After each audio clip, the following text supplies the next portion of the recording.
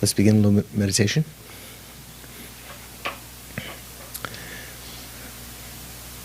Sit comfortably, relax your body,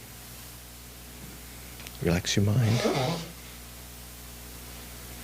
And we'll begin with just a few rounds of stabilizing meditation on your breathing, as is taught in the sutras, and then we'll do the 9-round breathing meditation that Lama Khapa recommends for the Lam Rim.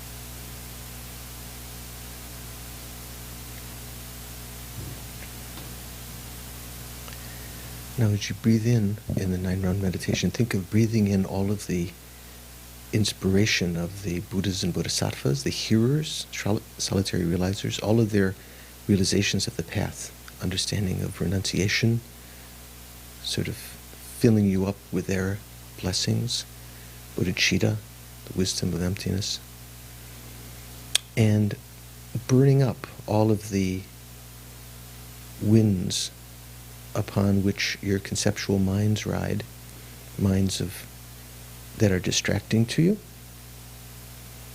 the minds that fuel the afflictions, conceptions in general, even the illnesses and the pains within your body. Imagine as that they're burned up, they fill the alternate channel to which you breathe into, and as you breathe out, they're expelled out beyond the world, beyond the solar system, universe, so they have nothing to do with you, and then proceed breathing in again.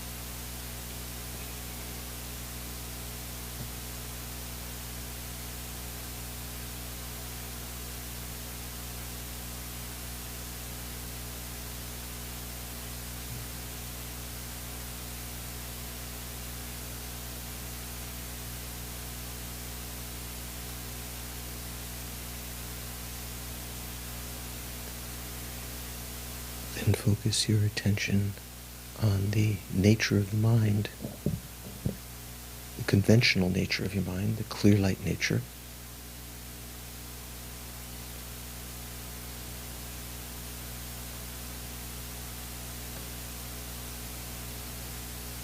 As soon as you experience any of the objects of thought, perhaps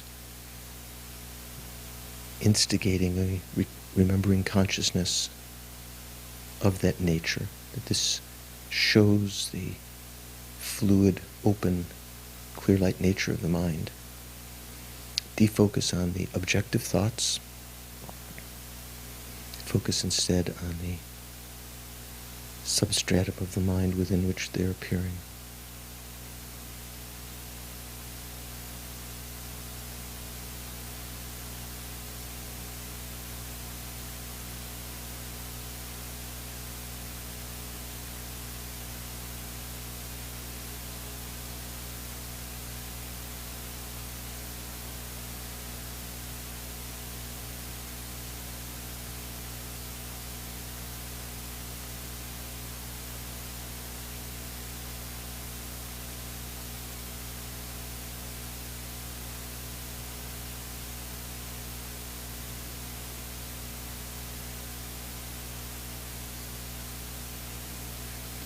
Not focusing on your eye consciousness, your body consciousness, your ear.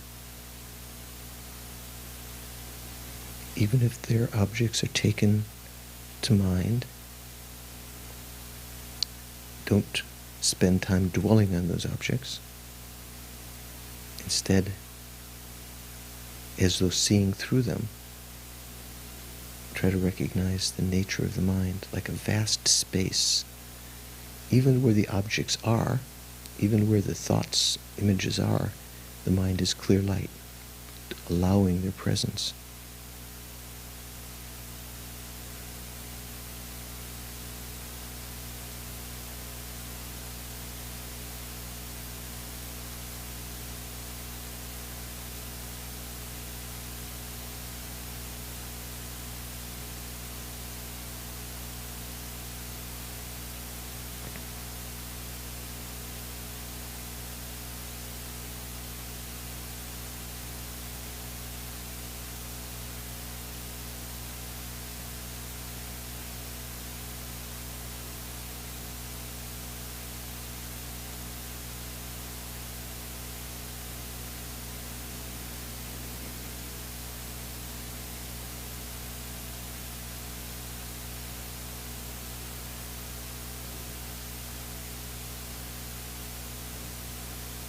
Think this is my constant companion, my conventional nature. Whether I find companions or lose them, find wealth, possessions, resources, or lose them, consume them, fame comes or goes, whether I'm blamed or praised, this nature remains the same.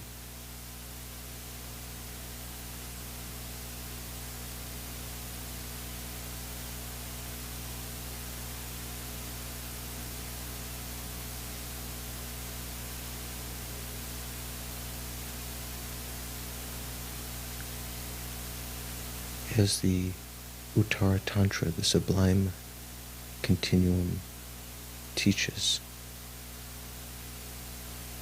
we must, as striving bodhisattvas, try to purify our Buddha nature. So although this is our conventional Buddha nature, this clear light mind, the nature, ultimate nature of this mind is its emptiness of true existence.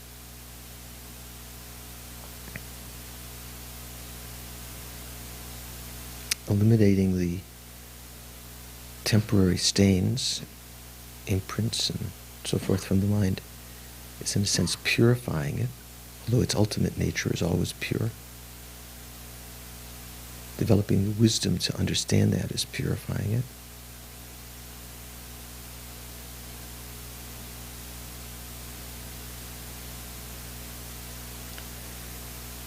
So think the Lam Rim, the stages of the path, the instructions that Lama Tsongkhapa wrote in particular, explains the stages to develop on the path, to be able to purify our Buddha nature, to not only develop the conventional mind generation, mind of enlightenment, but also the ultimate mind generation, ultimate bodhicitta, the wisdom realizing emptiness, for the purpose of being able to be in a position of not harming others, to be able to help them perfectly by our attaining the state of enlightenment. For that aim, I'm going to participate in the class tonight, listening, contemplating on the meaning, meditating, in order to develop the various kinds of insights, wisdom, so that I can get closer to that state of enlightenment for the sake of all living beings.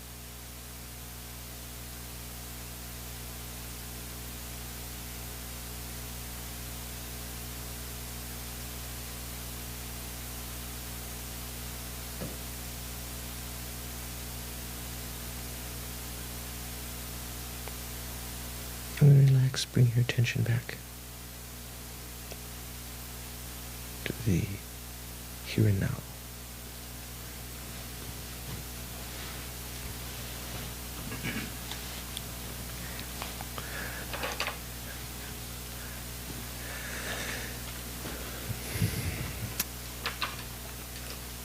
So does anyone have any questions other than questions about your computer? Why it's not recording or something?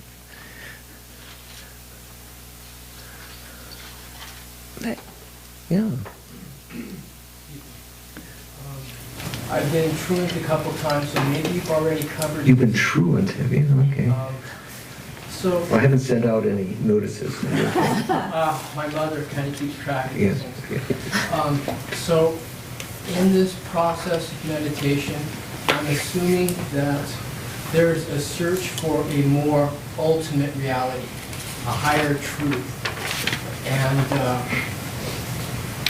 if we are searching for a higher truth through realizing emptiness, why do we fill everything in between with a religious overtone? Where does religiousness come in? Where does religiousness come in? So, well, I can't recall the exact definition in the dictionary, but I think I recall that a lot of people would say Buddhism is not a religion because according to the dictionary word, according to the definition of the word religion, it has something to do with belief in a creator, God. So I'm not sure. What do you mean by religiousness? Devotion. Overpowering devotion that brings tears to your eyes. Hairs stand on end. We're just, overwhelmed with this emotional quality. Uh-huh. And yet we're trying to get through emptiness. It's emptiness. So where does all this come from? Especially if the mind is, by its nature, clear. Right. Where does this come from in the teachings? You mean why is it necessary? Or actually, there are different kinds of stages to developing the mind along the path before you can have an insight into emptiness.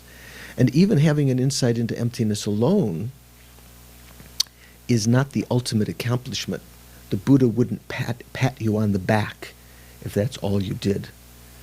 He would say, well, you have wisdom, but you may not have this altruistic intention to use it for others. So it's a bit selfish. So part of what you might call religiosity, or the fervor involved in some teachings, has to do with the development of that method side, both renunciation, maybe a fervor in the Hinayana Theravada teachings to disdain any kind of, not just in the Hinayana, in the Mahayana teachings also, to disdain any kind of pleasures of cyclic existence as being trivial and as, as sidetracks. That sometimes is a little bit of the, some fervor. That may not be what you're talking about. Also in the Mahayana, the desire to try to become Buddha for the sake of others, developing compassion, thinking about their suffering, doing various kinds of actions, rituals, we might call rituals, to help others and to, like liberating beings or doing various kinds of pujas to accumulate merit. And then you can think of all of especially in the Tibetan, colorful Tibetan tradition, the bells and whistles, bells and drums in the case of the Tibetan drum tradition, ringing bells and playing drums. I think I told you the story, some of you, of one of our dear friends and teachers, Yangtze Rinpoche, who was, he was enthroned when he was, I don't know, six or seven at Kopan Monastery. I happened to be there at the time. And he lived at Kopan for a while. He's supposed to be the reincarnation of a great Tibetan teacher who was Lama Yeshe's teacher and Geshe Sopa's teacher of many, many thousands of monks at Sera in the past. So when he was young, supposedly he asked, I'm not sure who he asked, Lama Sopa Rinpoche, or he said at the table or something where the lamas were seated, he said, tell me, was underneath the Bodhi tree, when Shakyamuni Buddha was sitting to attain enlightenment, did he play the bell and drum? And they were all shocked. Sort of coming from, what do they say, from the mouth of babes. But some insight maybe in the sense, this is another aspect of religiosity, sometimes the ritual, that we might wonder what's the purpose of all of this, to get to the point of developing good qualities, becoming omniscient, realizing emptiness. Basically, as was said in one of the sections that we've just gone over and we'll review a little bit, talking about how these, at this point, Lama Tsongkhapa is talking about three main practices that have to be rolled into one. This is one of the things I said I wasn't sure about last time. Rolling together meditation, accumulation of merit, and purification. You may remember that in the advice that Lama Tsongkhapa himself got from Manjushri, there was another factor that was prayer, praying to the Guru as oneness with the Buddha, to open up a channel for inspiration, for blessing. But even so, that's those different kinds of seemingly, like maybe if you think of yourself, think of this process as something that's very scientific, and you just want to get down to the nitty-gritty. You just want to have a computer program that's going to remind you, now sit, meditate on emptiness, now attain enlightenment. Still, growing, changing the mind that we have accumulated infinite actions and imprints on in numberless lives is not such a simple process. It's like growing a plant. It takes time, and it takes a lot of conditions. You can't just, it takes time. You can't just pour water and turn on the lights more and more and expect it to grow faster, grow, realize. You need to have an accumulation of merit, which is like, fertilizer, and a diminishing of the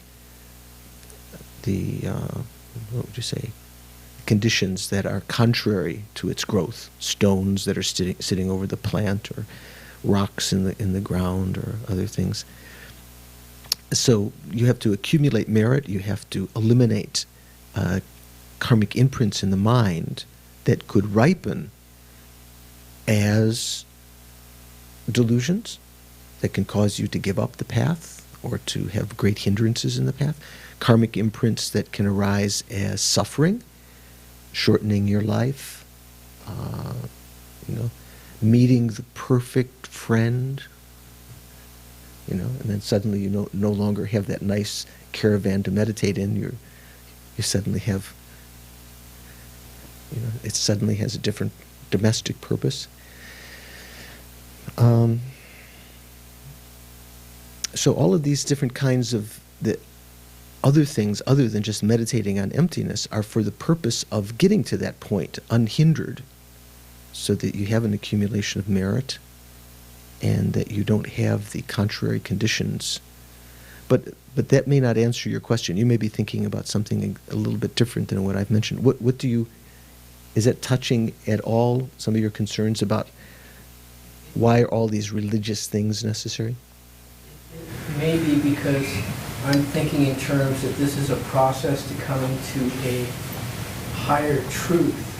Then the question comes up, is this emptiness and this process of meditation a technique, like you're saying, to condition the mind? Or is this actual reality? Really, life is devotion. Really, life is, or the mind is, the clear mind is devotion. Or not. That's just a technique. I think the latter is the case. That is, all of these methods are techniques. They are, that's what, another way you could translate method perhaps, to bring about a transformation of the mind. And any kind of, when you attain the state of enlightenment, everything comes spontaneously.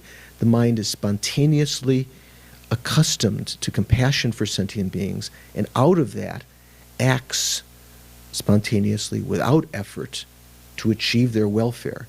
So, but we can't get to that state immediately, just, sort of like by brute force, by just deciding that's what I'm going to do. I'm going to become a Buddha. You need to get there in ways that the Buddha explained, having tread that path, being omniscient, knowing how we can achieve that state, in a gradual way. It may be that some of us, some of you, certainly not me, but some of you may have laid seeds on this path in the past. Maybe some elements of it, maybe disparate elements. Maybe you practiced some high things, but you didn't practice the intermediate things, or maybe you practiced some of the basic things. You have a good foundation. But it could be that you have some stages that seem more familiar to you, and you'd like to accelerate. Still, it's good to review this path that leads to enlightenment, to cultivate the mind.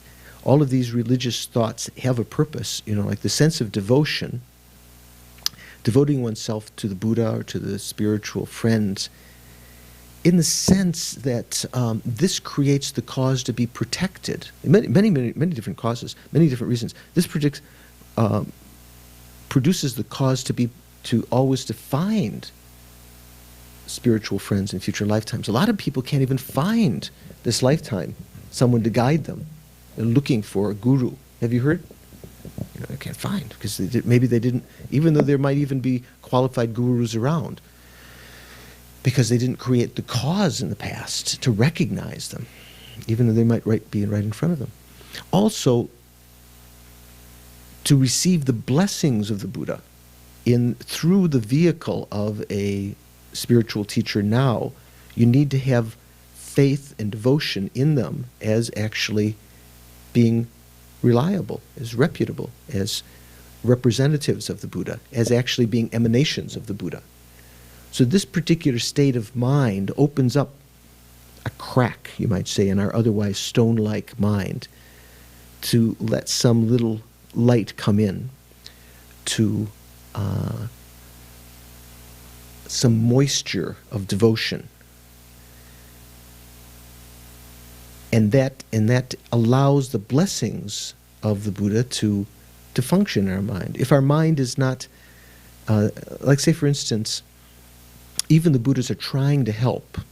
I've gave this example before. Say you're down in a deep crevice. You went with Sylvester Stallone on that mountain or whatever it was with all the snow. What was it? cliffhanger, okay? You fell down in one of those, or one of those movies, you know, you're down in this, and the people are dropping ropes down to you, but you think it's a serpent, it's dark down there, and you're swatting it away, whereas it's actually your salvation. So far down that you can't even hear them calling. There's no way you're going to get out, you know? So even the Buddhas are dropping down hooks and different kinds of aids to you. If you don't recognize them, because you haven't prayed in that way. Prayer, in a sense, means the path of aspiration. That's one way you could translate it. Mun Lam in Tibetan. Lam means path. Mumpa means to aspire or to appreciate. So it's a state of mind in which you are appreciating or aspiring for a particular goal, and therefore, like say if you're praying, may I get out of this crevice. I can't stand Sylvester Stallone 1 minute more. Maybe that's like samsara, okay? And in so doing, then when this thing comes down, you'll recognize it as a possible way to get out. No disrespect to Sylvester Stallone. I'm sure he's a fine sentient being.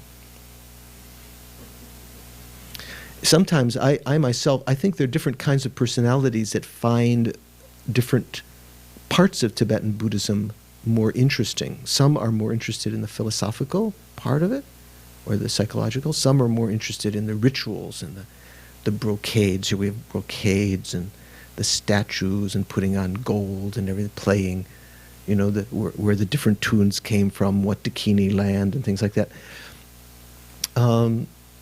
My teachers have intimated that sometimes the things that we don't find interesting, that we might like to, you know, discard, I don't need devotion, I just want this.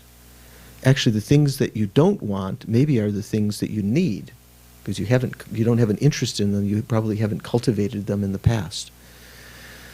So sometimes if you don't like going to puja, maybe that's a sign that you should go to puja. Or if you don't like to study, it means that you should do your studying beforehand. Okay, enough of that. Okay, so anyone else have some question about what we're talking about? We've been talking about the stages of the path. We're on the fourth main outline, which branches out into the whole text, which is what? How to lead the disciples in the actual path, something like that. And Diana's researched this now. What are the sub-outlines of that, right? Remember? We did in our Tibetan class the other day. Of how to lead the disciple in the actual path. So the first one would be how to rely properly on a teacher, and then... Which is what? Which is the root of the path, right? Or the root, you know, or who is, or which is, or the root of the path, right? And then how to progress along the path after you rely properly on a teacher. Mm-hmm. Okay, and then that's the section that we're on now? Or are we still on? No, we're still on how to rely on a teacher. So how to rely on the spiritual teacher. So that's kind of interesting because in the Lam Rim, a lot of you are familiar with different, the different meditations. The meditation on relying on the spiritual friend is very fundamental. It has a slightly different importance than a lot of the other meditations. Even the first meditation on the preciousness and rarity of the rebirth of life, of a human life like this with leisure and endowment, even that is to kind of excite the mind, to implore the student to take advantage of this life. So Don, you had or was it Pat? So one of you had a question. Yeah, that's okay.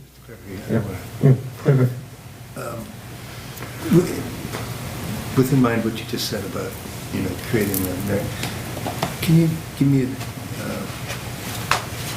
a definition of maybe merit and purification and the difference?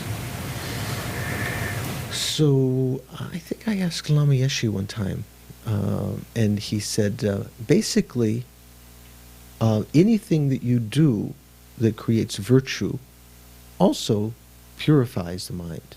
Any purification you do is, in a sense, also kind of like accumulation of virtue, but they're slightly different. It depends on how, like, say, for instance, if you do a virtuous action as an antidote to non-virtue, you know, you're making charity, thinking, by this charity, may I overcome my, you know, the negative results of my greed in the past, my miserliness. So by that dedication, it functions in particular to purify that negative karma, but also as accumulation of virtue. So let's say, for instance, how about rather than merit, what about wisdom? When you're accumulating wisdom, is there a difference between that and diminishing ignorance?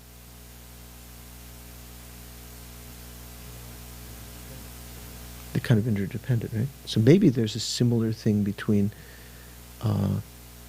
merit and purification, but it's a little less obvious. In the case of wisdom, wisdom is an exact contradictory factor to ignorance, isn't it? They can't exist simultaneously without one harming the other.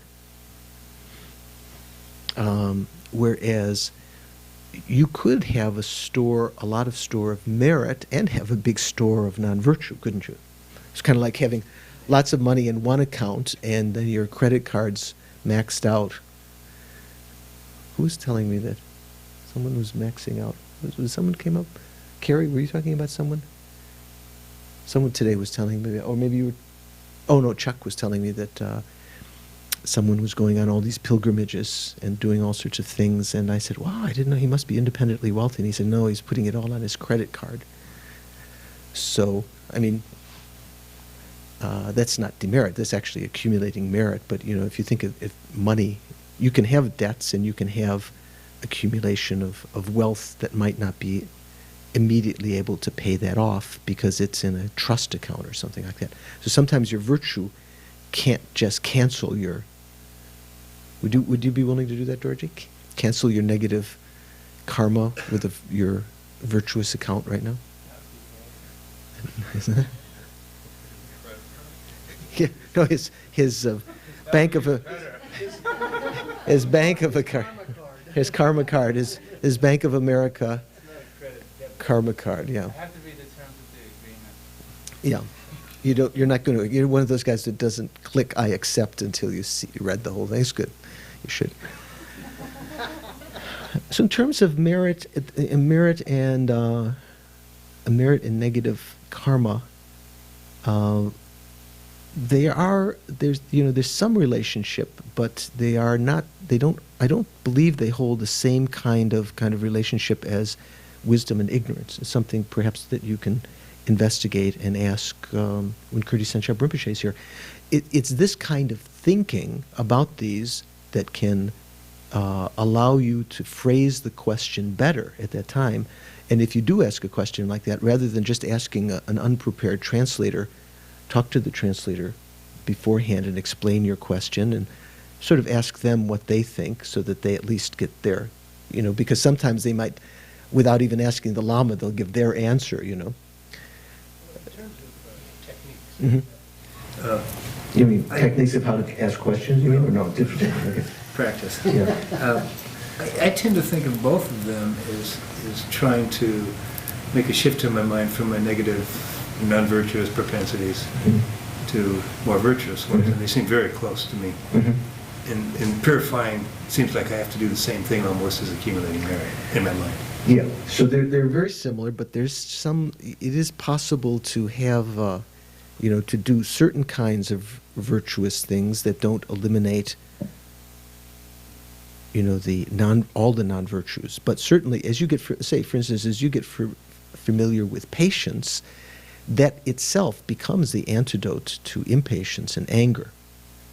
So, if you think of it that way, in the case of wisdom of emptiness and the ignorance grasping to true existence, there's only two things you're talking about. Whereas in terms of virtue, here, virtuous minds, and then not just virtuous minds that you can get familiar with that are antidotes to their particular negative counterparts, but also virtuous karma. So the karma, I'm not so quite sure about the karma. When you create virtuous karma, it is not necessarily diminish your store of negativity. You can have both a store of virtue and non-virtue. Say, for instance, the Nagas, the classic example of a being that has, through the practice of morality, I would say not through the practice of morality, through not practicing morality, but practicing charity. So both of those, morality and charity, are both within the method side, right? Techniques. So they have created the cause to have wealth, but not to have the conditions where they can optimally use that, to be born in the animal realm, in this very powerful kind of existence as an animal. And of course there's the poodles, and you've probably seen San Francisco and New York poodles that have obviously created the karma in past lives to have, at least to have their hair done. I'm not sure. Eat gourmet food and other kinds of things. Diamond collars, there you go. Yes. Is that right?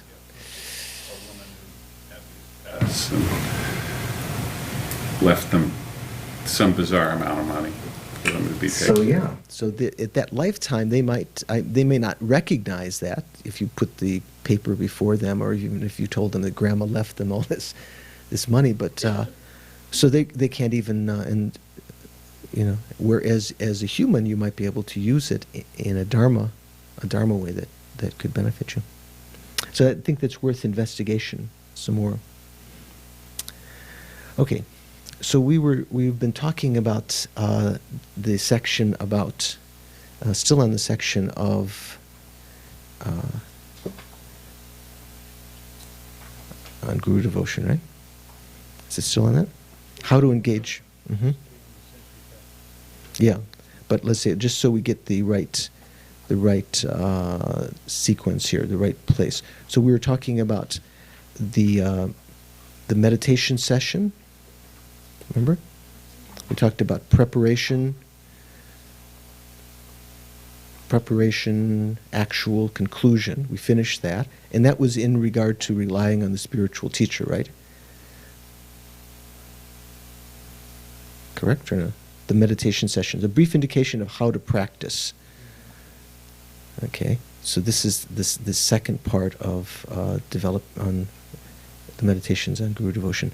So then, what to do in post meditation is where we are now, right?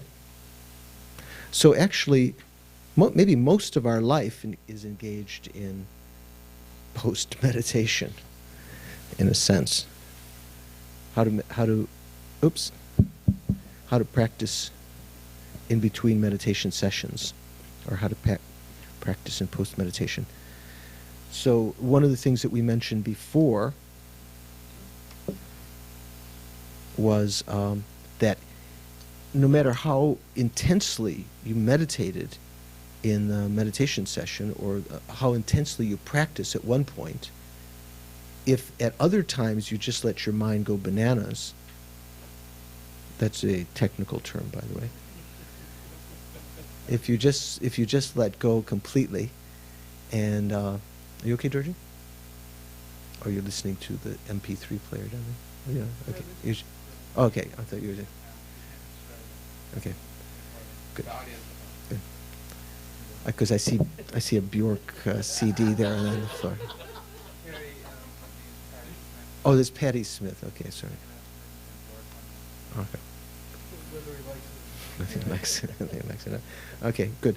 So, no matter how much you meditate in the section, how intensely you do it, if in between sessions you just let your mind go anywhere, first of all, you won't be prepared for the next time you go into session. Like, say, for instance, if you meditate you with a certain amount of diligence and interest to try to concentrate the mind, but in between sessions you're always listening to your iPod, and you've got on, what would you have on, Crash? Some Southern, I don't know, whatever kind of music you have on. Then, do you notice this? If you listen to music a lot and then you sit down in meditation, Georgie notices this. What happens in your meditation session? Okay. So Crash Ryan has mentioned this to me several times. He's wondered how he could overcome this. So this is not surprising, right? Because in the post meditation session, you want to try to keep the same kind of silence, the same kind of non-distraction that you do in the meditation session. So at first you might think it's just like when you were a kid, you know, so the nuns or someone telling you that you couldn't have any fun. Not only did you have to work in class, you couldn't have any fun outside of class, you know. So you have to find a balance in your practice, I think. As you're progressing along the path, sometimes you need to relax, of course. You need to elevate the mind, but try to do so, even that, try to do so with mindfulness and introspection, or mindfulness and vigilance. And even say you go out for pizza, or you go out to the discotheque, or you listen to some music, ask yourself, is this really happiness? And of course, in Crash Ryan's case, he would say yes. He said, this is, driving this car is real happiness, listening to this music is real happiness. But that's something that he will, over time, in the couple of weeks, he'll start to see. Well, already he's seen as his car crashed. The car is not. Driving car is not only is not always pleasurable, can be dangerous to your health, right? So, the kind of the idea is to develop the mind over time with some. At first, we don't have any confidence, you know, because that's the point of meditating on the path, in spirit, the value of spirituality, you know, great value. We must have some, because we'd be interested in meditating. But you try to cultivate that over time, and especially when you're doing retreat, let's say, or especially when you're trying to do meditation, in between the sessions, try to keep your mind quiet and also mindful of what you were meditating on. We talked about this last time, the famous examples of the lamas that would, they would see the teachings exemplified in the world around them. I remember at Kopan, when we were meditating on death and impermanence, seeing a sparrow that had died and recognizing, oh, that's going to happen to me. Or I was just with a friend in San Francisco this weekend who is in the last stages, I think, of fighting prostate cancer. And just to see his body recognizing this will happen, if not prostate cancer, I will grow old. I am growing old every instant, and I will face this. Have you heard, is it a common expression?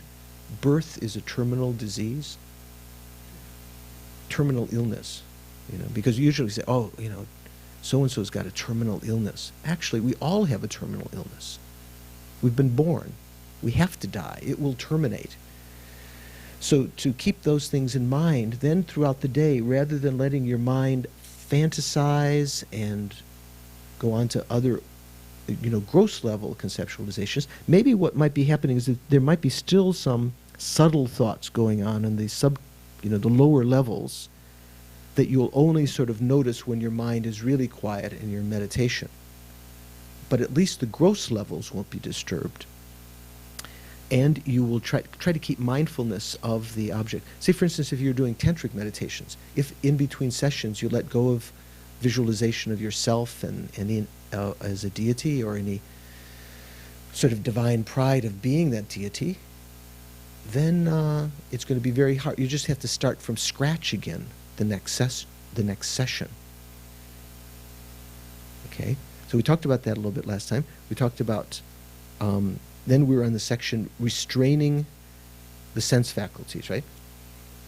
So does this sound kind of boring? Pardon? This what? No, that's where we left off. Right. No, that's what I said. It doesn't sound boring? Okay, good. I was asking if you thought that was boring or not. So some of you who are doing the Tibetan class, remember when I mentioned sometimes in an outline, the sub-outlines come after some introductory paragraphs. Like here on page 100, it says what to do in between meditation sessions.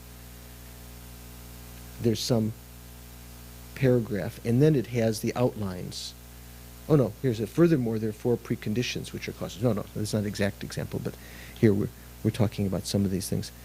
What to do in between meditation sessions. So what you could do is, besides being vigilant and mindful, to create virtuous karma by circumambulating.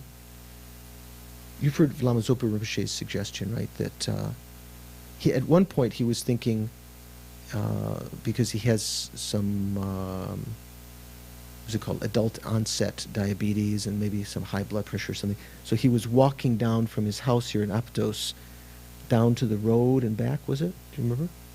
So, and then as an alternative, he would just circumambulate, on alternate nights, he would circumambulate the stupa in his yard. And then he told Roger to tell us that he actually checked the blood sugar, and it was more beneficial even for that to circumambulate the stupa. Of course, just walking, you know, I think, I'm going to get some exercise, so you're going to walk down the road or something. But if some of that time you can actually circumambulate a stupa, why not? Because you could create virtue at that time and keep your mind centered, like you are leading sentient beings around the stupa. You're like the guide. Or even if you're walking down the road, think that you are circumambulating a huge stupa, and you are leading sentient beings around that. So the section that we'd reached last time was restraining the sensory faculties, the sense faculties, the organs. So here it says there are 5 parts of this section. The first is that which you restrain. So just using this along with Geshe Sopa Rinpoche's commentary also, he talks about these same 5 outlines. Let's see. He says there are 5 questions to consider in the method for restraining the sense faculties. First of all, what means do you use to secure or protect them? So here, what's the first thing it says of these 5? That with which you restrain the sense faculties. You restrain them with constant maintenance of mindfulness. So in Geshe-la's book, so it's worth sort of checking. This is how you would study this to see more commentary. The way that Geshe-la's commentary is written, he says, the first question, what means do you use to secure or protect the sense faculties? So what do you use? I just said, mindfulness. Second, what is it that you need to restrain?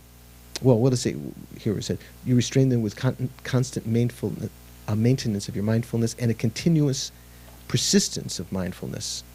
With respect to these 2, the first, maintaining your mindfulness, means that you practice your mindfulness repeatedly without forgetting the teachings about restraining the sense faculties, as well as the other 3 preconditions.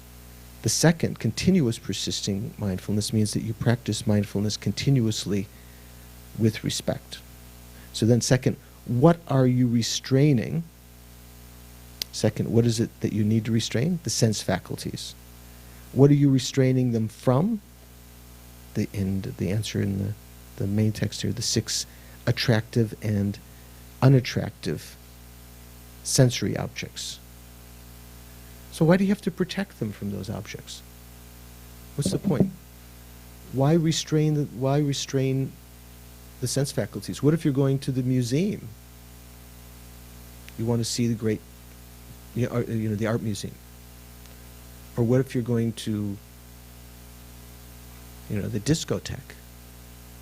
How can you restrain the senses in that case? What do you think? Louise, do you ever go to the disco? Once a week? Maybe once a week. More likely, I'm sure. Things and still remain mindful. Yeah. So the point is, if you think about it, and as the text explains, is very good advice.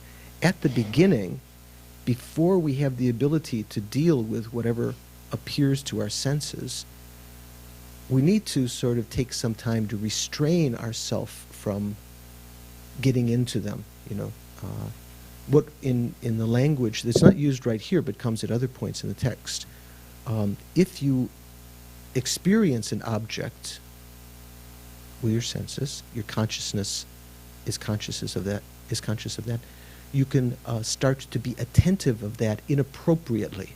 Do you remember what inappropriate attention is? Yishin, what was it?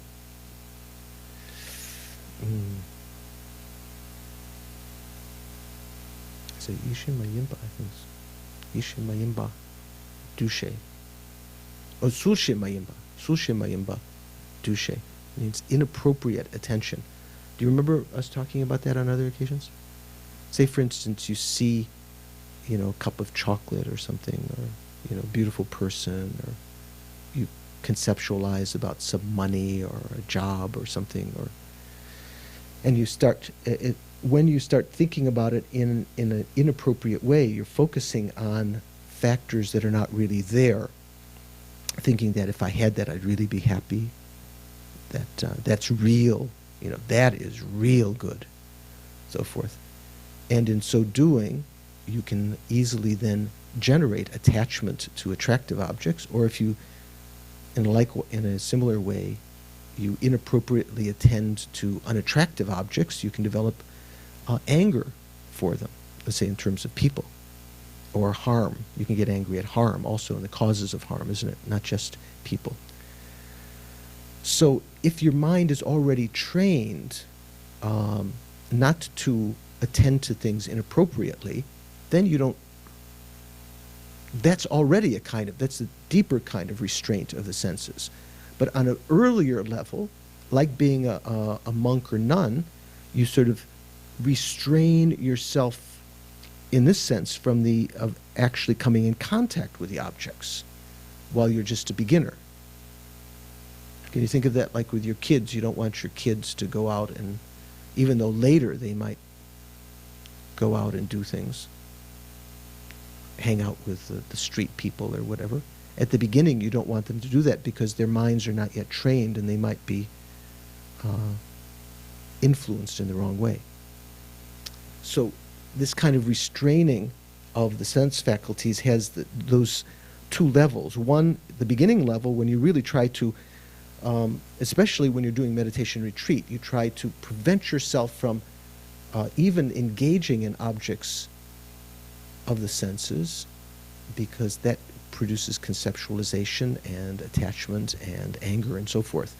And then later, when due to that practice, you develop some wisdom and ability to attend to things in an appropriate way, thinking about their general qualities, their specific qualities in terms of the Dharma, then it might even be more powerful to go to the discotheque or to go out in the street and see things. Remember Lama Yeshe saying like that? Makes sense? What I'm saying? So here it says, how to restrain the sense faculties has two parts. And they are as follows: guarding the sense faculties and practicing restraint with the six sense faculties. So guarding the sense faculties. After the six consciousnesses arise based upon their sensory objects and faculties, remember there has to be three things that come together: the consciousness, the object, and the faculty, the organ. After this happens, the mental consciousness produces attachment for the six attractive objects or hostility toward the six unattractive ones. That's provided one doesn't guard the mind in a deeper sense, guard the senses, guard the door to the senses. If you engage in this kind of inappropriate attention, then it can give rise to those. It doesn't necessarily, it's not just you see something that's beautiful and automatically you have attachment for it, right? In fact, is it true? Have you ever had this experience? Something that you thought of as beautiful or handsome at one time, later you thought of as garbage? Everyone's nodding sagely. Yes, I had that one. I loved them and then I hated them. Whatever they were, whether it was chocolate or whatever, or a person. So guarding the sensory faculties means protecting your mind against such attachment and hostility. and making a great effort to produce them. Great effort not to produce them. Practicing restraint, the second thing, practicing restraint with the 6 sense faculties is actually stopping the sense faculties. In Geshe-la's book, he used another word here. What did he say? He used another word instead of restraint. Here it was talking about different words that are used, guarding and restraining. So there's 2 different words. Geshe-la's text, he used another word instead of restraining or stopping the sense faculties here. For instance, you don't let them engage those sense objects that will produce afflictions when, for instance, looked at. So furthermore, guarding the sensory faculties means neither to take note of the 6 sensory objects nor to imagine them, and to achieve this through restraint, even when a sinful attitude such as attachment arises due to forgetfulness and an abundance of afflictions. So, I know some of you might be developing a sinful attitude of desire for tea, and just so that you don't inappropriately attend to that, we'll take a little break.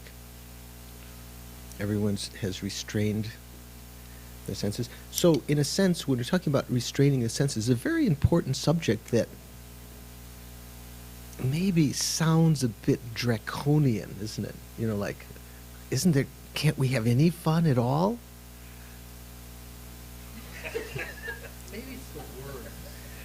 Which one? Restraining. Restraining. Yeah, it sounds like strain, right? Well, no, just that's Restraining. Not only just straining, but restraining, doing it again. I think it gets back to what you were originally talking about. It's really the attachment. It's not. Well, of course, but if you start to notice that you can't cope with the objects, that whenever you encounter certain objects, that your mind pays sufficient attention to them and thinks of, let's say you're listening to the radio, you're listening to the iPod, and you're listening to the music again and again, and your mind is mindful of that. Your consciousness is mindful of that. Your mental consciousness is paying attention, and it might be, embellishing it with a certain kind of conceptualization. Wow, this is really good. I like that one. Because then it causes you to play it again, right?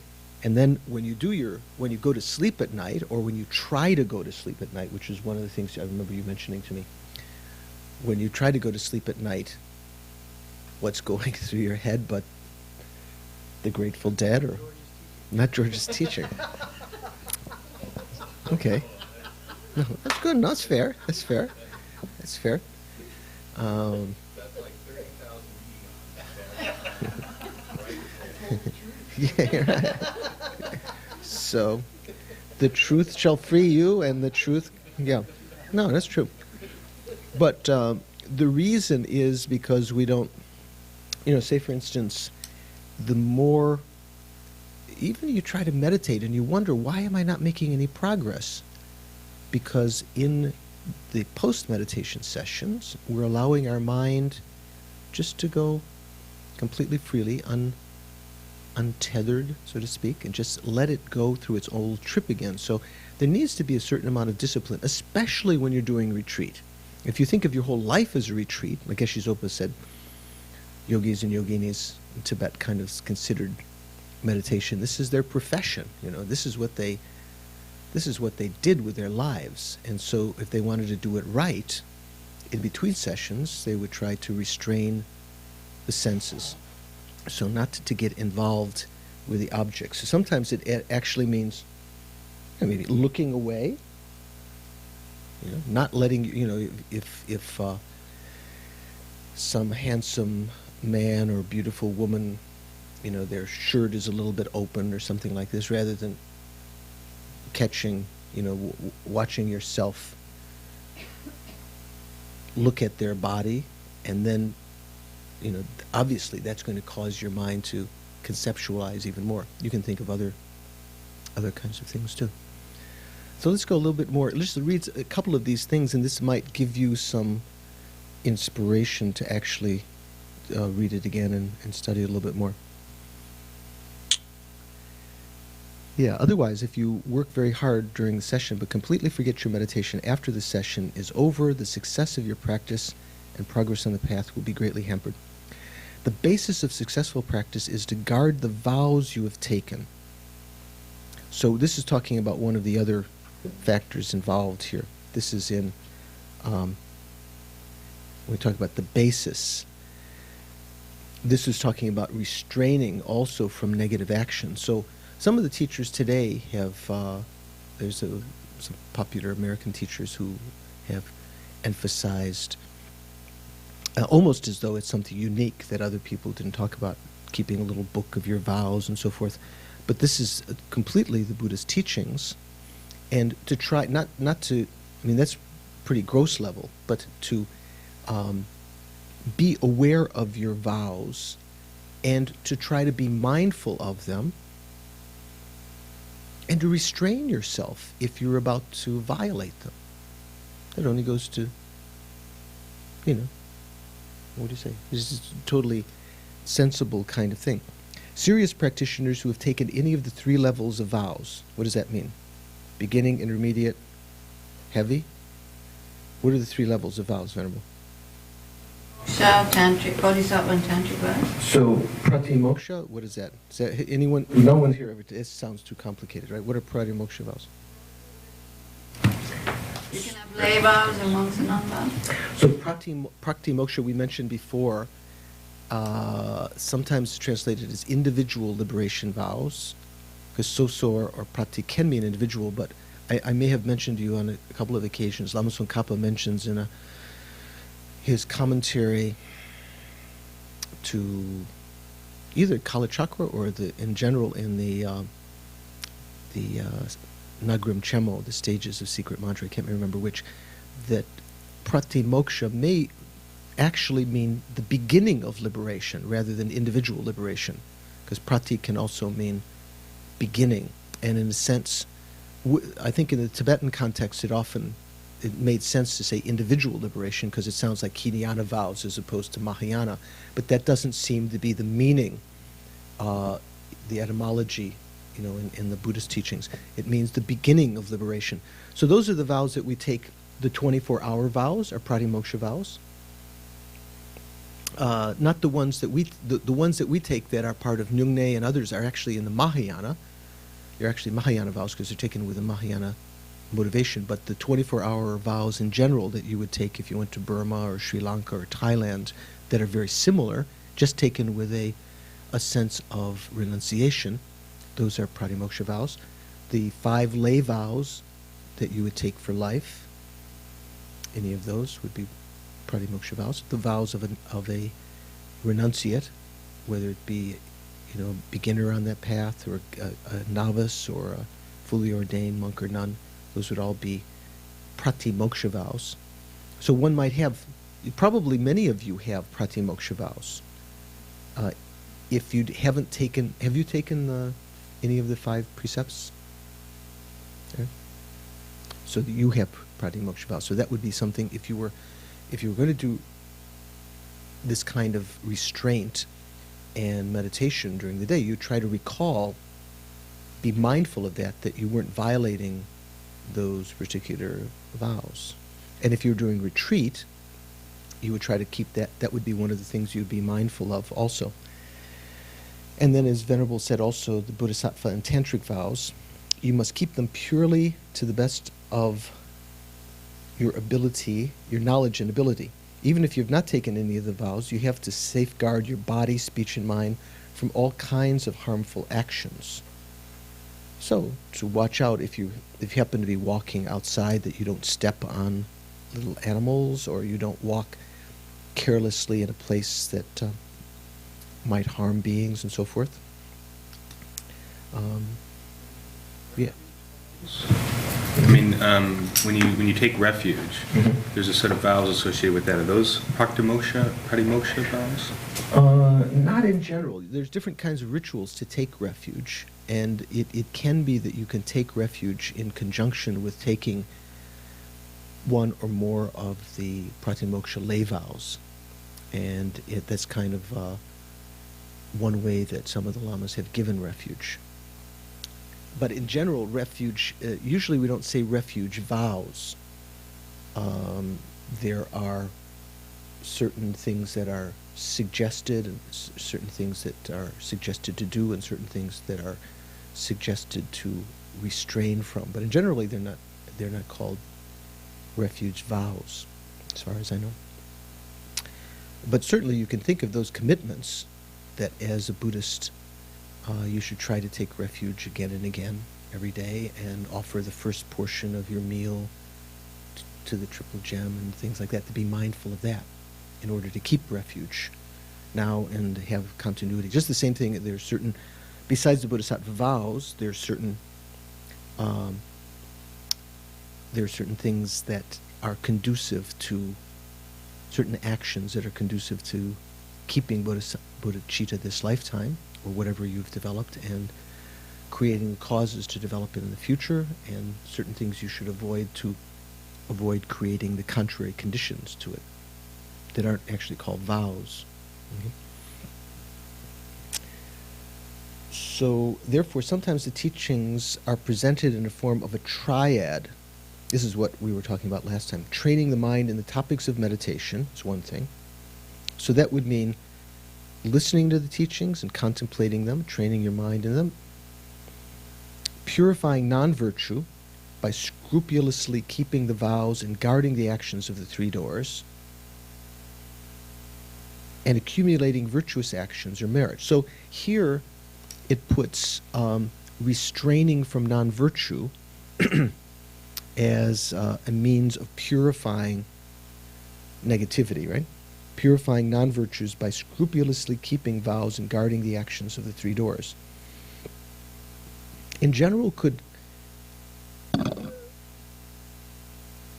guarding your vows, doesn't that create virtue? You know, avoiding killing with the mind, consciously avoiding. You go to a store, you go to a restaurant, and someone offers you a lobster in the tank, and you say, no, I don't, I wouldn't want you to kill that for me. Don't you create some virtue by that? It sounds like here that you're purifying. Do you see what I'm talking about? Those of you who have the book. Purifying non-virtues by scrupulously keeping the vows and guarding the actions of the three doors. So maybe this is a little bit related with Don's. Oh, sorry. Page 218 in the middle. 218 in Geshe Sopa's commentary. 218. Okay. Sorry. You see that? Almost the middle of the page. Even if you've not taken any vows, you have to safeguard your body, speech, and mind from all kinds of harmful actions. Therefore, sometimes the teachings are presented in the form of a triad, training the mind in the topics of meditation. 1, purifying non-virtue by scrupulously keeping the vows and guarding the actions of the three doors. And 2, and 3, accumulating virtuous activities or merit. So actually, the kind of little, in this case, when you talk about restraining from the, say for instance, what are the 10 paths of virtue? What's an example of one of the paths of virtue from the 10 paths of virtue? Venerable, you know, right? The 10 paths of virtue. Usually people call them the 10 virtuous actions, but in the Lam Rim and just in one of the questions on the final exam of the low rig course in Singapore, when I was just there, Geshe Churinoff was asking, why are the 3 last of these 10 paths of action, but not actions? Covetousness, malice, and wrong view. They're not, usually we say the 10 non-virtuous actions. That's not really correct. They're called the 10 paths of non-virtue. You've heard that before, right? We talked about that. It looks, no? You do? Oh, you don't. I mean, in terms of that language. It's not correct to say the 10 non-virtues or the 10 virtues. They're called 10 paths of virtue because there's certain actions that have to take place over a period of time, a recognition, an action, a completion of an action. And even the last 3 themselves are not even actions. The ones of body and speech, killing, stealing, sexual misconduct, and so forth, are actions in and of themselves. They're not paths of action yet. But the last three are not even actions. Why not?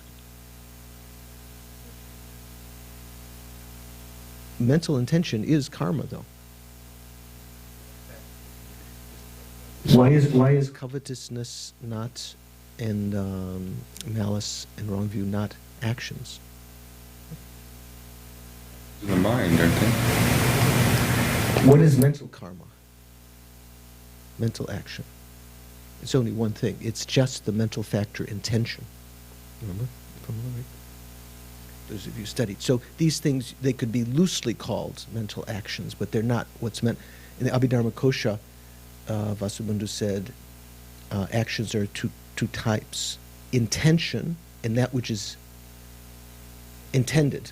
The actions that are intended. So the actions that are intended means the actions of body and speech, meaning killing, stealing, lying, sexual misconduct, all of these things. Killing, stealing, sexual misconduct, lying. What do we say? Abusive, divisive speech, abuse, and idle gossip. These are actions themselves, the physical counterparts. But the mental action is only the mental factor intention. So these other things are paths of action, like covetousness and so forth, but they're not actually actions. So, what were we saying here? Oh, so let's say take a virtuous path of action. What can you give an example of it, Venerable? Killing or refraining from stealing. So that's a virtuous path of action, right? Usually, or we say virtuous action, but here that says that it's that is purifying negativity, right? But it sounds like it's creating merit. So does this get close to what Don was asking? Remember we were talking at the beginning. Sometimes things are a little bit both. In this case, when you're restraining from certain kind of behavior that we familiarized ourselves with in previous lives, you are purifying that.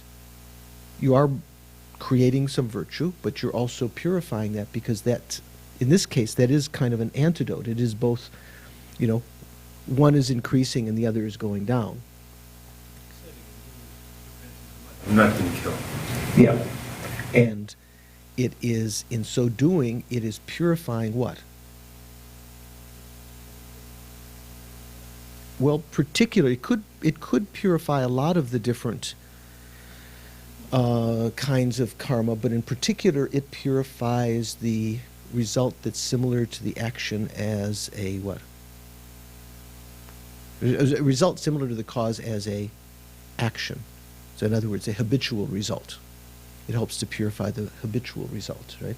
So that maybe a little bit, because it's not exactly one-to-one, but it generally, when you restrain from negative actions, that helps to purify that habitual result. We could call it habitual result and easier rather than saying complicated name.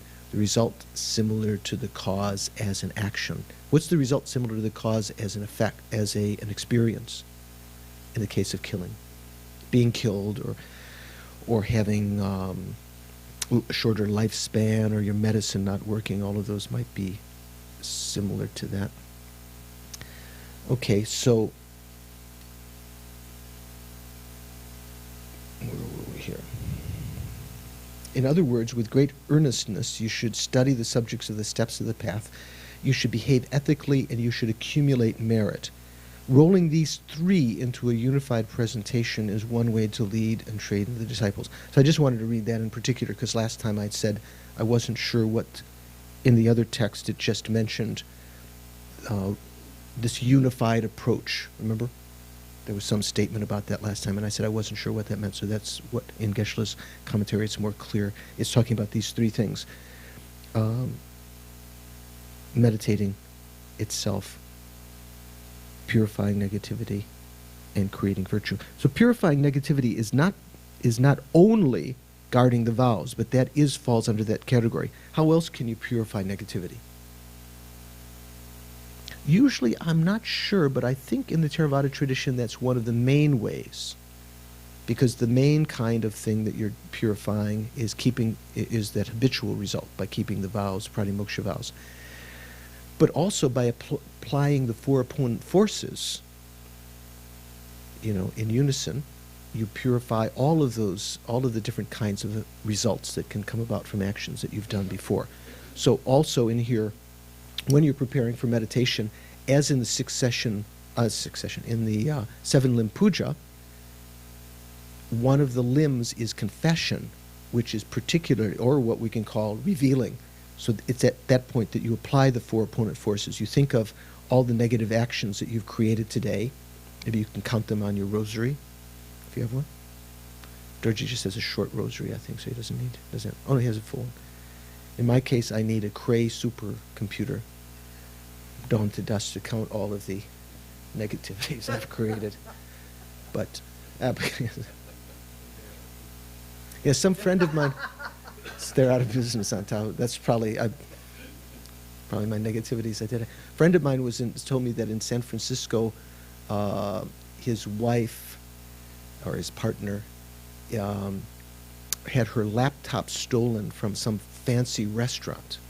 So I was thinking, there's probably some thieves who they particularly go to these fancy restaurants, knowing that the people will have really expensive gadgets, right? You don't just go to some inexpensive Chinese restaurant or something, because you might, if you steal their computer, you might open it up and find it's only an abacus.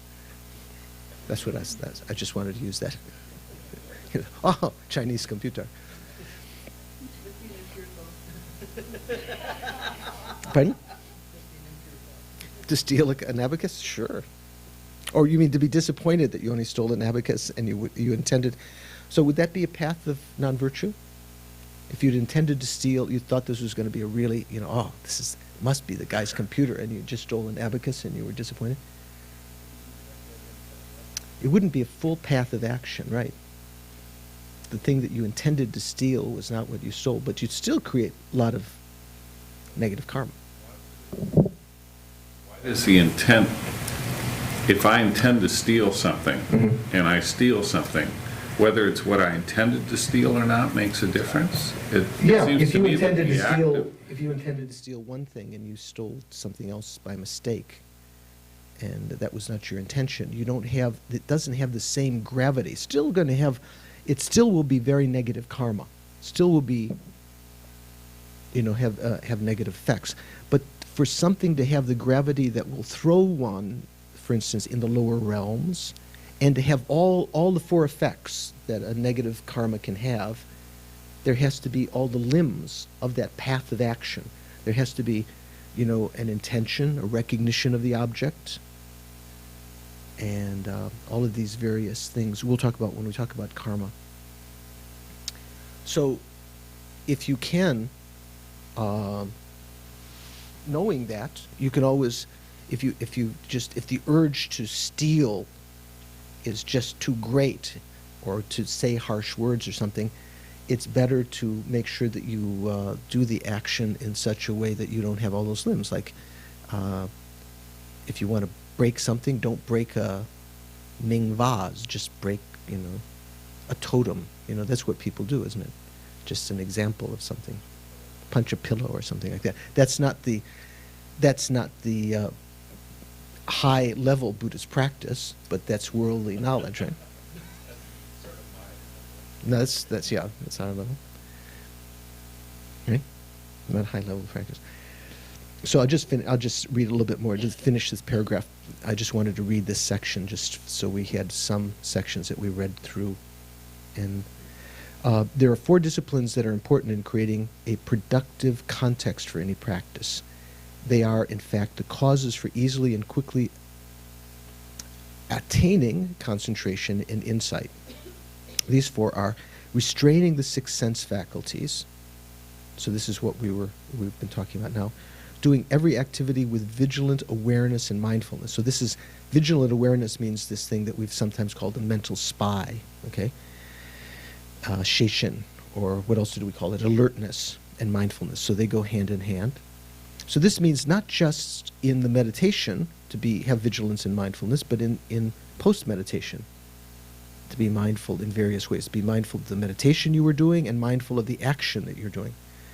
Also, another condition is following an appropriate diet and exerting yourself in practice without sleeping very much. And when you do sleep, you should do the appropriate practices. So, and Geshe says, let's look at each of these in turn, in detail. So, restraining the sense faculties, this is what we've been talking about, right? Okay. So sometimes, you know, on page 220, this is a fundamental Buddhist practice. Monks and nuns and others, this is the second paragraph down. Monks, nuns, and others who have taken special vows, so it doesn't mean just monks and vows, because you could take bodhisattva vows without being a monk or nun. Monks and nuns and others who have taken special vows are not allowed to look at certain objects. Maybe this is particularly talking about pratimoksha vows. Not allowed to touch certain things and not allowed to go to certain places. You might think that's unfair, right? Like your mom giving rules when you were a kid. Right? This is because at the beginning, when the mind is weak and untrained, it is completely natural for strong, uncontrollable passions to arise from contact with these things. By staying away from those objects, these practitioners give themselves space to cultivate the power of mindfulness and wisdom. Buddhist yogis, monks, nuns, and practitioners go on retreat in secluded hermitages where they are separated from the various kinds of sensual stimuli so that they can learn how to counteract that loss of control. They learn the antidotes, and through meditation they build up their mental power. Eventually they're able to restrain their minds in any situation, and once they have the mental strength to apply the antidotes to the passions that arise toward objects, there's no longer any danger of being around them. Their senses can engage those objects while they keep their mind in a pure state free from attachment or aversion. So sometimes people in the West, sometimes they think of Buddhism or other religious systems of restraint like this as unnatural. Do you know what I mean? Sort of like, ooh, you know, you should just let it flow, let it out, let it, what do they say? Let it all hang out, right?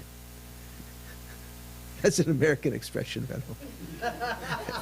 It's not as bad as it sounds. Everyone says that.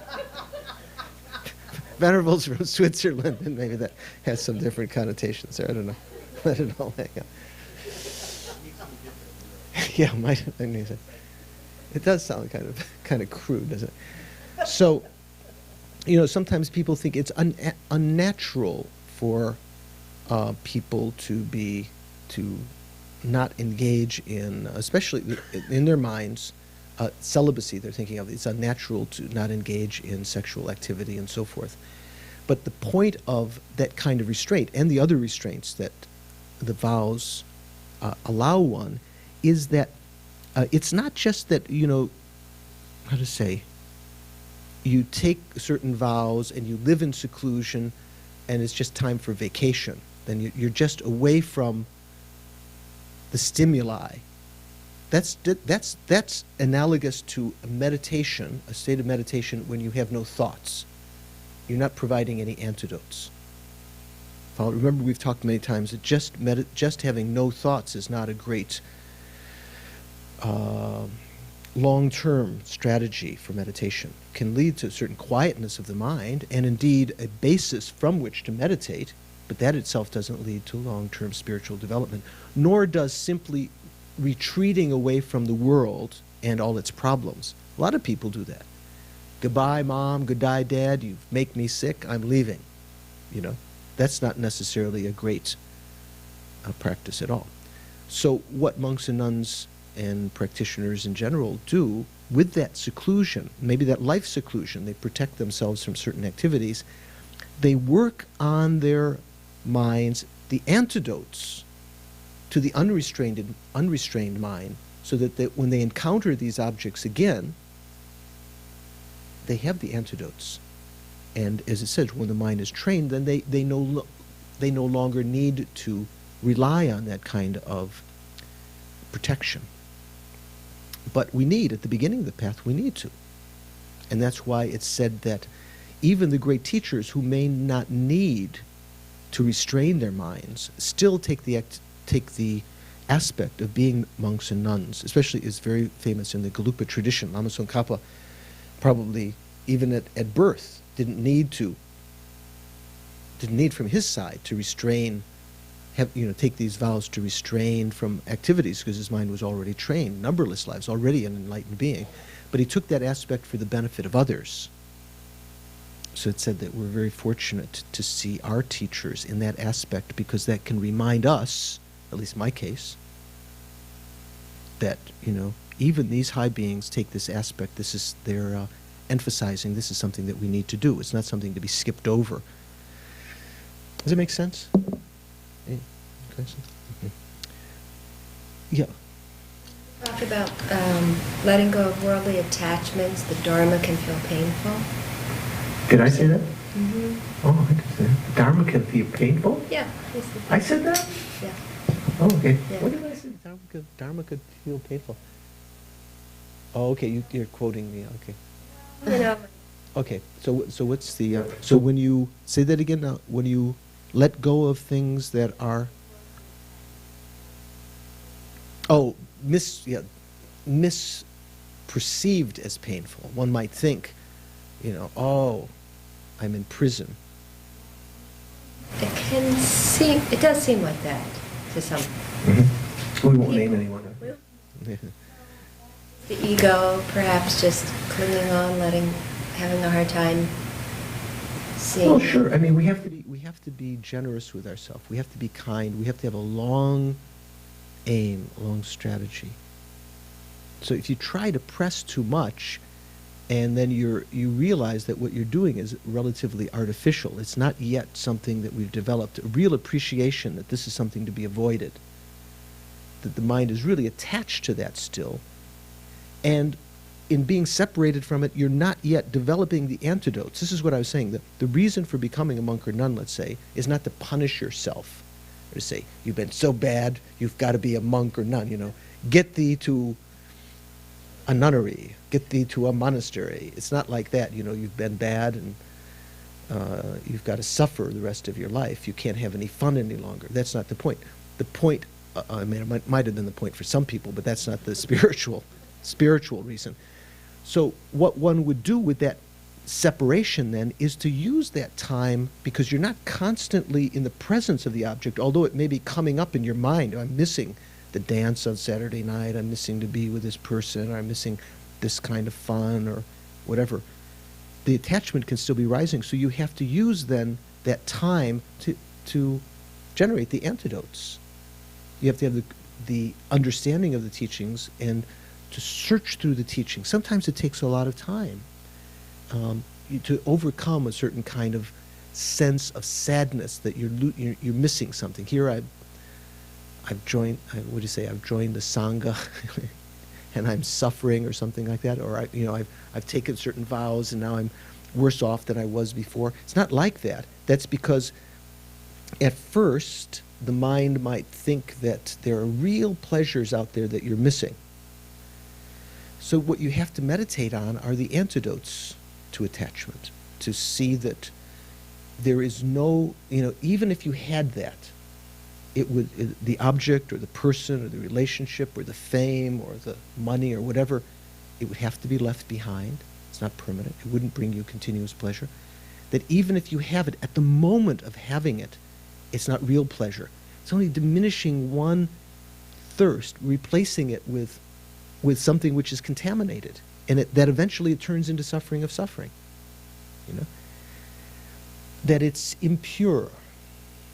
Analyze its parts and see that there's nothing really there that the mind conceives of as pure or beautiful.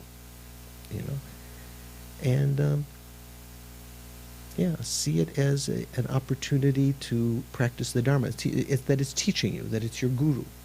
We mentioned this in some other situations, antidotes to anger and so forth. Also and when we talk about attachment, we talk about the four aspects of the first truth: impermanence, suffering, empty, and selfless. Also think that the phenomena itself is merely imputed. There's nothing really existent there.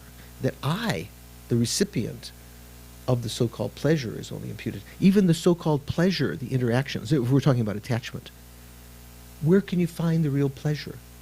That it's transitory, that it isn't real pleasure? Again and again, meditating like this, analytically, and then when you get a little glimpse of the truth of that, holding it single-pointedly, that's what brings about transformation of the mind. And that then, having had a little success with something that might have seemed a big problem at the time, later when you encounter similar kind of problems, it's easy because you already, your antidote is already, developed, and you may have to apply it again, you may have to analyze again and remind yourself that things are impermanent, that not the real nature of happiness, that I'll have to die anyway, I wouldn't be able to take that with me. That even having the objects of attachment become hindrance to our life. Eating food, you can choke. Having a car, you can crash. Mention any names? You've heard the story of Lama Zopa mentioned, someone sent him this news article once of a gentleman who, I think he had given a talk at the Lions Club about how you had to make every second of your life worthwhile because you could die at any moment. And he was talking about, he spent his life going to Mount Everest and doing different things. And as soon as he finished the speech, he sat down while the master of ceremonies was congratulating him, took a bite of food and choked on it and died right on the spot. Rinpoche thought that was quite interesting. The person who was giving this speech wasn't thinking of it as in Dharma terms, but indeed, you can die at any moment. So all of these things, and to think of this, if we're going on this long path to enlightenment, the things that we're attached to, if we can't give up this little icky-picky happiness, how are we ever going to be able to give up other things along the path? We have to be able to apply the antidotes to this, and as the antidotes begin to as our clarity of mind gets better through meditating, becoming familiar with it, and then eventually stabilizing on it through that procedure, then we notice that it's no longer pain. In fact, it's actually, that's when the dawning of Dharma pleasure rises. Dharma pleasure rises from small, whereas worldly pleasures sort of hit you in the face. What was it? When the moon hits your eye like a big pizza pie? That's amore, huh? So it's sort of, you don't remember that one, do you know? That's Americana. Dean Martin, it's from some of our era. So, it's sort of like the neon, fluorescent pleasure that we get. You eat something, you see someone, you touch someone says something to you that's pleasurable, and there's a sense of immediate gratification. It's kind of like really gross. And so when we're meditating in the Dharma, you don't get that same kind of, you expect the Dharma happiness has got to be better. Well, Dharma happiness starts from small. You have to have a certain amount of imprint in the mind to start appreciating that, to see, even though you might be experiencing some kind of temporary unhappiness, it doesn't matter. That's just my mind. My mind is crazy.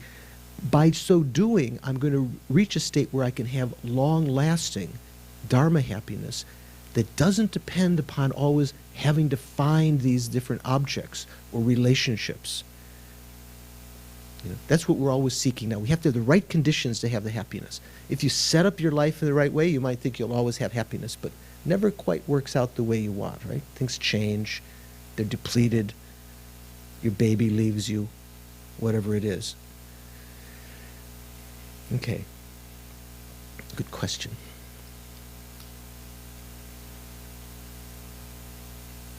So, sometimes even though you try to use these methods to restrain your mind, you're still overcome by desire or aversion.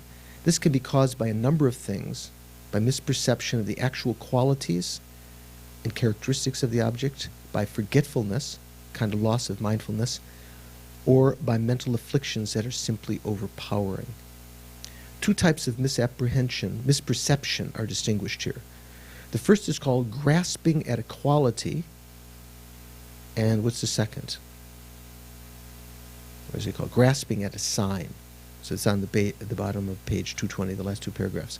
Two types of misperception are distinguished here. The first is called grasping at a quality. More precisely, this means grasping at an exaggerated quality when you directly experience an external object. Ooh, ooh, ooh. You know? I want one of those. Let's say you see something. Arising along with that visual perception is the thought or the feeling. This is beautiful, or that is beautiful. Then your mind pays attention to the object. It puts more emphasis on that feeling. It exaggerates the feeling that the object is beautiful. Here I think it means the perception. We're talking about feeling. And, well, feeling also is engaged. Feeling is not, there's not a feeling that the object is beautiful. He's using the word in two different ways here. It is putting something extra on top of the object so that a beautiful object becomes more desirable or a disagreeable object becomes more hateful. This is what we call inappropriate attention, this kind of process. You know, looking at the object, attending to it in the wrong way, rather than thinking, oh, although this is something that's causing my karma to ripen as pleasure, this is how you would maybe attend to it appropriately. This object is impermanent. It won't really continuously give me pleasure. Even if I was in contact with it, I'd be dissatisfied. I'd be afraid of losing it. My sense of the time that I would spend in keeping and cultivating this object or relationship or person or whatever, or fame or money, the fear, you know, you have a lot of money, then you're afraid of losing it. You have to move it from one bank account to the other, or you're constantly on Bloomberg. Do you do that? Check your stocks. I have some friends that... I didn't say your socks. I said stocks, not socks. There's some people who spend, you know, even though they're not stockbrokers, they spend hours a day looking at the is it MNBC? No, MSNBC, NBC or something, whatever it is. Looking at, or Bloomberg or whatever, looking at how the stocks are going and making trades so they don't lose. Whole life they could be practicing Dharma at that point. Of course, if your purpose in having wealth is to have the resources to practice and to share them with others, that's another story completely. But usually the mind can exaggerate these things and become attached to things because of this inappropriate attention, because of not restraining the senses. Second type of misperception refers to objects that are engaged merely mentally by imagination or memory without directly appearing to the physical sense organs. Sometimes you just hear about something special. You don't see it yourself, but you can imagine the special quality of that object. If you concentrate on it, finally you see it vividly in your mind. What would you call this? A Porsche. Well, yeah, fantasizing, right? Daydreaming, fantasizing. Porsche, daydreaming, whatever else you might call it. That thing that you have never even seen for yourself, you've seen a Porsche, can become a powerful object of desire or hatred. This is called grasping at a sign. No, I thought it was something where you see something, but you haven't seen it for a while, but suddenly you glom onto it. And we're saying that this is something different. This can be, it says by imagination or memory. So even if you're not looking at the thing, this is still a similar kind of process. You exaggerate, even you don't have to have the, you know, you might think if a beautiful woman were in front of you, you might be able to imagine that it would be easy to start feeling some attachment or something for her. But even the memory of that, or the imagination, conjuring up, fantasizing, one can actually do the same thing. visually seeing something or encountering it, and then exaggerating its qualities and becoming attached to it. Right. And this is a fine point in the terminology, I believe, that both of them are doing the same thing.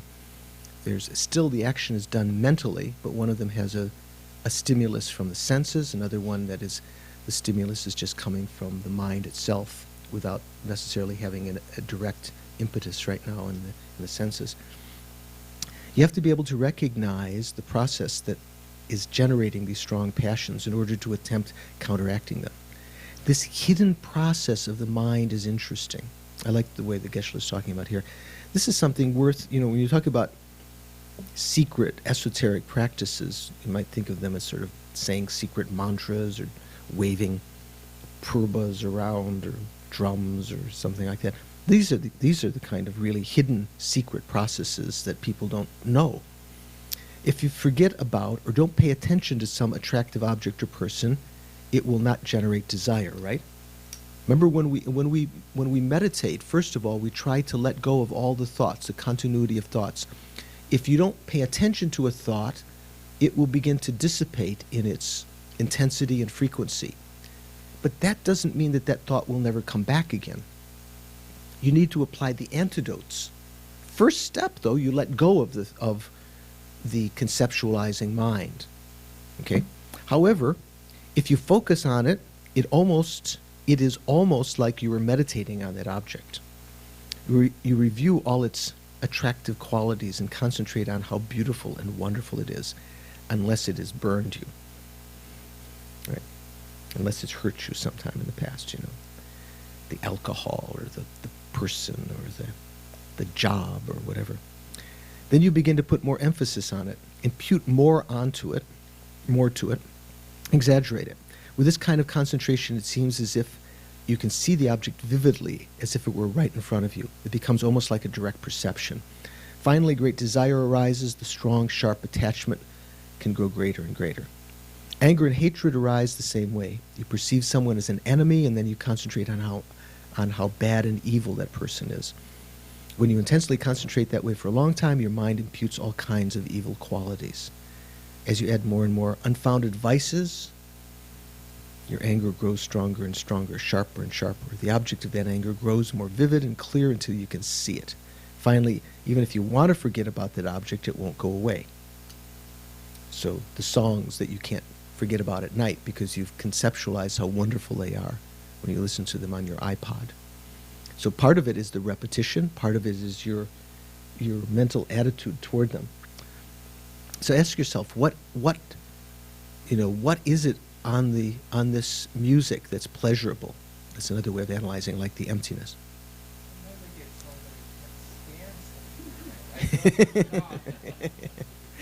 It's like those slogans on TV that when we were kids. Oh God, go away, go away.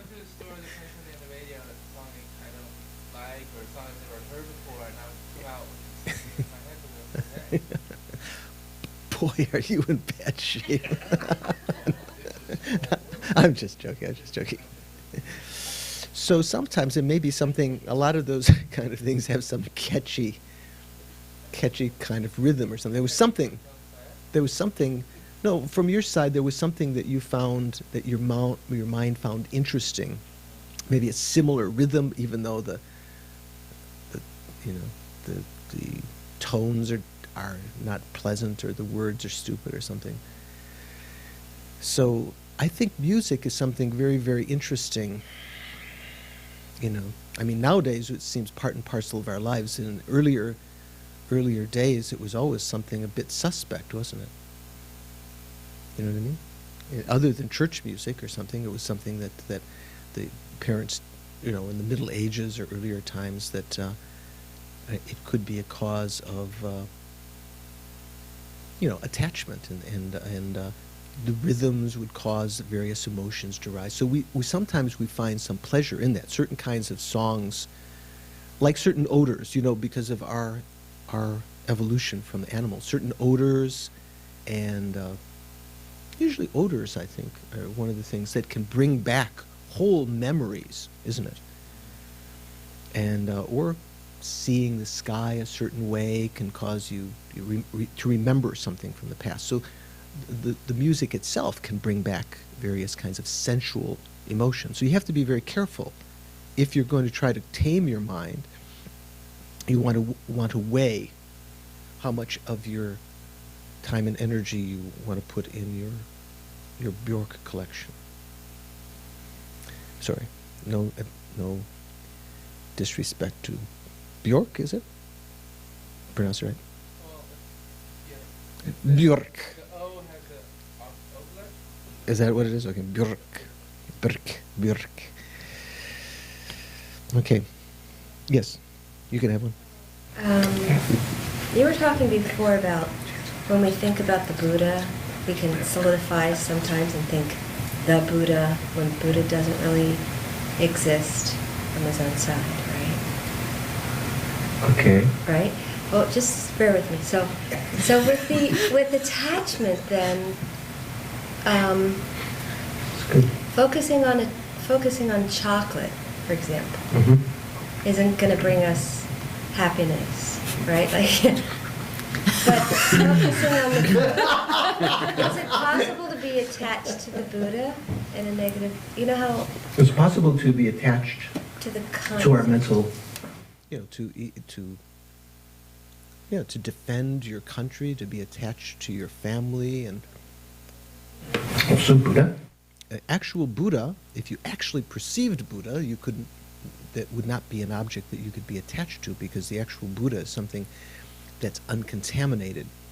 But our perception of the Buddha, just like, for instance, you might conceive of emptiness. That's not really emptiness. Your conception of it, your mental image of it, might be imbued with various kinds of features that it doesn't really have. Permanence, even existence from its own side. You could think, oh, emptiness, that's the real, I gotta get that one. Not realizing that emptiness itself is empty. Remember, we were talking in the Heart Sutra class the other day. So also the Buddha that you're conceiving of is not that you're maybe developing attachment for. Thinking, oh, he's nice. I don't know how you would be developing attachment to the Buddha, but that we might have attachment to our guru or to the Dalai Lama. And then if someone maligns them, we might get angry, because they're harming my object of attachment, which is one of the causes of anger. Lama Yeshe used to say one had to be careful of that kind of thing. You shouldn't be attached to anything. Sometimes we're attached to rituals, a certain order of things. Things have to be a certain way. I remember once some Christian missionaries came to Kopan. They gave a talk. They were quite nice, but I think their intention was kind of to check us out. They do that sometime at Kopan, don't they? Maybe did Tushita too? Did they? They come. We have to, a Khapa house in Bangkok. oh, they come up to check out, make sure that you guys aren't stealing any souls or anything. So they come to kind of check us out, but they were kind of friendly. They were open-minded, and you say, we're not stealing any souls. There are no souls. There are no souls night, not at all souls night. So. So these, at the point when Lama was thanking them for coming, he wanted to offer them a kata, the ritual scarf, but there was no kata around. So he took it off the statue of the Buddha. And some people went, oh, how could you do that? Take the the kata off the Buddha and give it to them. Pardon? The Buddha's going to get cold. So one can't have preconceptions like this. Preconceptions, even when you get to the point of grasping a true existence, can give rise to all of the other kinds of misconceptions. Once when I was at Kopan, I had offered Lama a statue of Tara, beautiful statue of green Tara. And eventually one lady who was an artist needed to have a representation to make 21 Taras. Finally it was decided that she could use this statue. And she took the statue and she made wax replicas of it. I think there was one, and that she was going to use that then to, from the lost wax process to make them. And when you make these little wax things, you have to put all the little pieces on, and they're just a little bit of heat, and they're attached. So the whole thing is very delicate. So she was going to take it down. She'd worked a long time on this. She was going to take it down to either Delhi or I'm not sure where she was taking it, and the taxi left. But a day or two later, when I was walking by, I saw a box below the Bodhi tree in Kopan, and I opened up the box, and there was the Tara, but all the ornaments had fallen off, the head had fallen, the arm had fallen off. So I was worried. I brought it upstairs to Lama Yeshe and Lama Zopa Rinpoche, and Lama Zopa looked at it and went, oh, I remember he said, oh no, just, negative karma, what, is what happened. And Lama Yeshe, I remember Lama Yeshe looked at him and said, doesn't matter, Sopa. Reminding, Lama was always like, with this kind of mindfulness of emptiness, anything that we grasp at, of course, some things can have negative consequences, and one would try to avoid them and so forth, and even in some cases see certain things as omens or whatever. But with an understanding of emptiness, you can overcome those kind of negative consequences. So, Buddha, and you're having this pleasant, good experience, whether it's attachment or a mental virtue, a positive mental virtue. if you're thinking about what a guy he is and something like that, that's probably attachment. If you're thinking about his qualities, you can still be attached to, even if you're meditating on the qualities that are mentioned in the Lam Rim, you can still have attachment to them. But they can engender a state of faith, if you think about it appropriately, which, even though it may be coincident with grasping, could still be some attachment there, but there will be less than in, looking at Richard Gere or Keanu Reeves or whoever else. Okay, let me just continue a little bit. So all these troubles are made right here in your mind. They are not over there outside yourself. When we first went to Kopan, I remember Lama Yeshe always had signs around that said, check up. First check in another sign. First check inside, then check outside. When we have problems, usually we check outside. What's the problem? There's something wrong out there. But really, the problem is in your mind. So Lama always used to say, check up, dear. Check up. Whenever someone would come to with a problem, check up, dear. It meant check your own mind. The main problem is not outside. The main problem is in your mind. If you don't know the hidden process of the mind, then all kinds of problems arise. Actually, you can train your mind toward virtuous objects with the same kind of concentration or meditation. This is the meaning of secure. This is how Geshe-la was talking about secure, whereas here it talked about, what was the other word it said? Stopping or something like that. Secure the doors of the faculties. It means to restrain, to tie up to close the door. It refers to knowing how to protect the mind from afflicted, contaminated, or negative objects, and instead of directing the senses toward virtue, and instead directing the mind towards virtuous objects, directing the senses toward virtuous objects. Or if you cannot get all the sense consciousnesses and mental consciousnesses going in a virtuous direction, then at least try to direct them toward objects that are neutral, neither virtuous nor non-virtuous. Okay. So, we'll finish up a little bit more next time. Here, the other ones, the second one, acting with introspective alertness, that just means alertness, the mental factor. That means having that mental spy in your mind. That needs to be there. The foundations upon which you act. During the meditative session, you try to direct your mind a certain way, but if you don't apply introspective alertness during the post-meditation period, ordinary activities can lead your mind in the wrong direction. So there's certain activities, the general activities and activities in terms of Dharma practice or monastic practice, and then acting with introspective alertness with regard to the foundations, and following an appropriate diet. Important. Not eating too little, not eating too much. Let me just finish with that thought.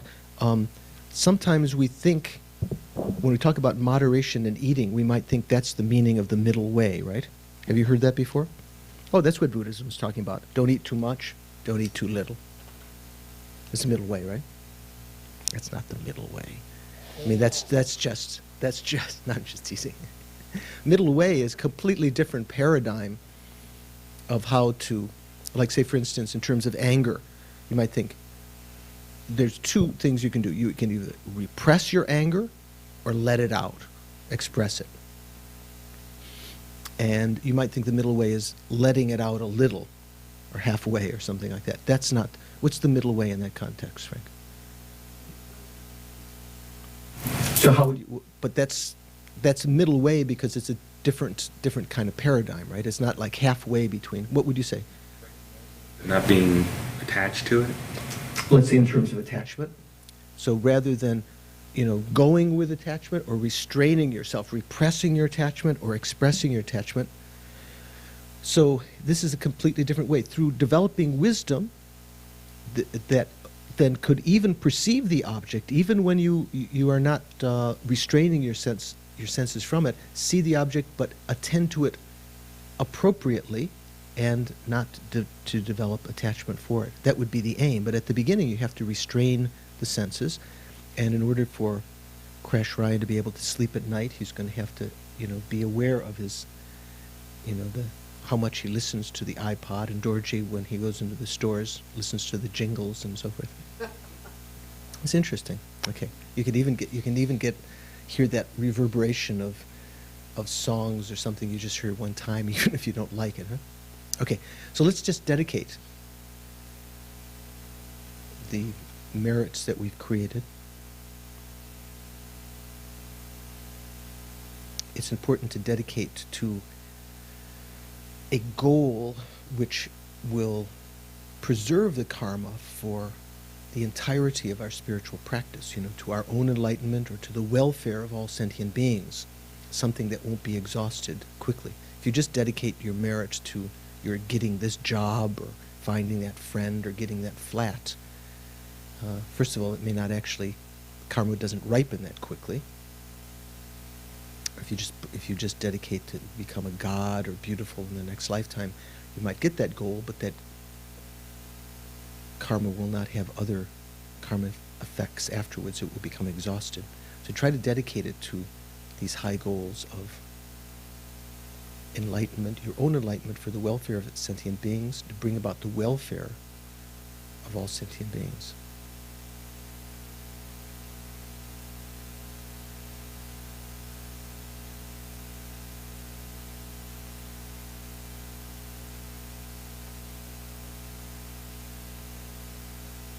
And then seal it in the emptiness of the three spheres.